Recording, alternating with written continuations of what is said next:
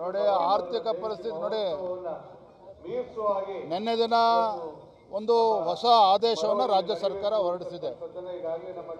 Guarantee ಅನುಷ್ಠಾನ ಸಮಿತಿ ಇವತ್ತು ಅಧ್ಯಕ್ಷರು ಉಪಾಧ್ಯಕ್ಷನಿದ್ದಾರೆ, ಅವರಿಗೆ ಗೌರವಧನವನ್ನು ಬಿಡುಗಡೆ ಮಾಡಬೇಕು ಅಂತೇಳಿ ಇವತ್ತು ನಿನ್ನೆ ಒಂದು ಸರ್ಕಾರಿ ಆದೇಶವನ್ನು ಕೂಡ ಮಾಡಿದ್ದಾರೆ.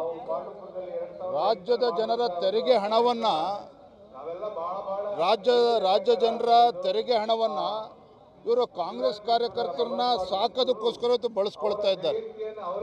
ರಾಜ್ಯದ ಜನರ ತೆರಿಗೆ ಹಣವನ್ನು ಕಾಂಗ್ರೆಸ್ ಕಾರ್ಯಕರ್ತರೇನಿದ್ದಾರೆ ಅವರಿಗೆ ಸಂಬಳವನ್ನು ಕೊಟ್ಟು ಸರ್ಕಾರದಿಂದ ಅವರನ್ನ ಸಾಕ್ತಕ್ಕಂಥ ಕೆಲಸದ್ದು ರಾಜ್ಯ ಸರ್ಕಾರ ಮಾಡ್ತಾ ಇದೆ. ಇದ್ರ ಮಧ್ಯೆ ರಾಜ್ಯದಲ್ಲಿ ಇವತ್ತು ಸರ್ಕಾರಿ ನೌಕರರಿಗೆ ಸಂಬಳ ಕೊಡೋದಕ್ಕೂ ಕೂಡ ಆಗ್ತಾ ಇಲ್ಲ.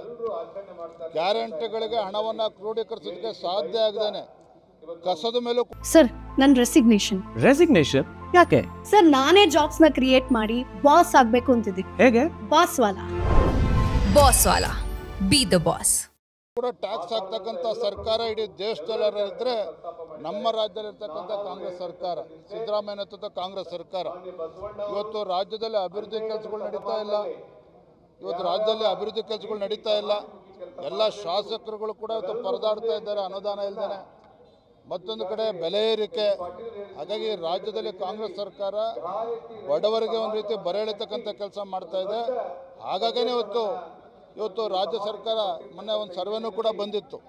ಇವತ್ತೇನಾದ್ರು ಚುನಾವಣೆ ನಡೆದರೆ ಇವತ್ತು ರಾಜ್ಯದಲ್ಲಿ ಕಾಂಗ್ರೆಸ್ ಪಕ್ಷ ಹೀನಾಯವಾಗಿ ಸೋಲ್ತಕ್ಕಂಥದ್ದು ನಿಶ್ಚಿತ. ಈ ಒಂದು ವರದಿಗಳು ಕೂಡ ಬರ್ತಾ ಇದೆ.